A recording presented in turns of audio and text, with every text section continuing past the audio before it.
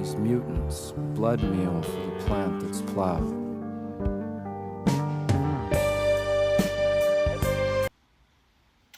So, yeah, you know, I gave you a lot with Feast of Friends, and don't get used to four installments a week. I just thought, you know, it's Sunday. You know, I'm starting a new routine. I'm gonna set you guys off with some roomie. I did morning roomie. I'm gonna do Feast of Friends tonight. You know, like the night before everyone has to go back to work, or if you're a weekend warrior, the night you're done with work. You know what? You get some Morrison. You get some roomie. I'm thinking maybe you'll get Morrison also on the weekend. I'm thinking having a beer at the end of the work week, playing something off American Prayer, and we examine that.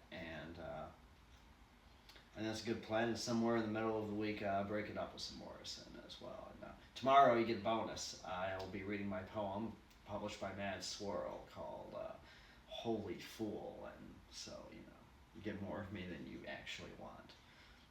So the first poem I want to read from this vast collection of Morrison's work is Horse Latitudes. And it's one of his first original poems, I guess. No, he wrote it. Okay, he wrote it when he was in high school, and you know that's kind of like why I started writing poetry after reading his work. And I kept a lot of notebooks, and you know, of course, I always regretted getting rid of the notebooks. I usually regret getting notebooks that I wrote in, even though I feel like those stories wouldn't really go anywhere. And he writes something pretty adept here that I can relate to about his notebooks from high school. Horse Latitudes. I wrote when I was in high school. I kept a lot of notebooks through high school and college, and then when I left school, for some dumb reason, maybe it was wise, I threw them all away. Yeah, we go through that. Woman rips her heart out, whatever.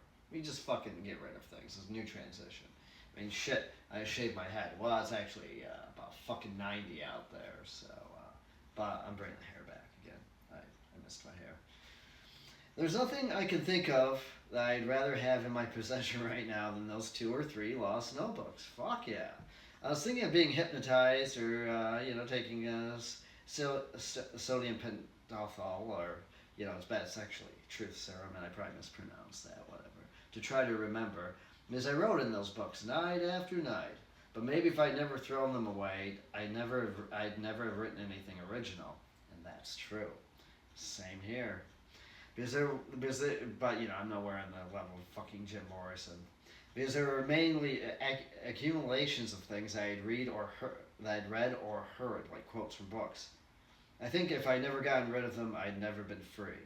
Damn, that's like even a tenet of Buddhism, or like when you're with your sensei, when you're finally out on your own, and you're discovering things beyond the Dharma.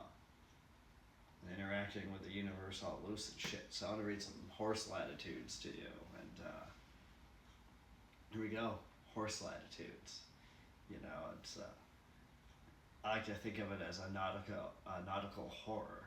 You know, I'm picturing a bunch of Spaniards in the illegal horse trade. Like, you know, sending all their slaves and horses to trade before they're caught by pirates or the English. So here we are. Or, you know, John Francis Drake. He was a pirate in English. Fuck. He did piracy for the English kingdom. Anyway, Horse Latitudes. When the sea conspires in armor. Oh, fuck, sorry. When the still sea conspires in armor, and her sullen and aborted currents breed tiny monsters, true sailing is dead. Awkward instant, and the first animal is jettisoned, legs furiously pumping their stiff green gallop, and the heads bob up, poise, delicate, pause, consent, and mute nostril agony, carefully refined and sealed over. Man, you picture these horses in utter horror, just fucking drowning in this beautiful emerald shining ocean. And you'll see birthing all sorts of hungry monsters, and a certain amount of horror and history involved with this, and you know, a lot of cruelty. what human can do with the elements of the earth. And the elements of the earth, like people like to say, nature is cruel. No, nature is indifferent. It's got its whole little subsets and systems. And it's what the minds behind the intentions put behind it and interpret nature's meanings. And horse latitudes. Let's do our best to treat one another ethically with a comprehension of horse latitudes, everyone. And that's our feast of friends today.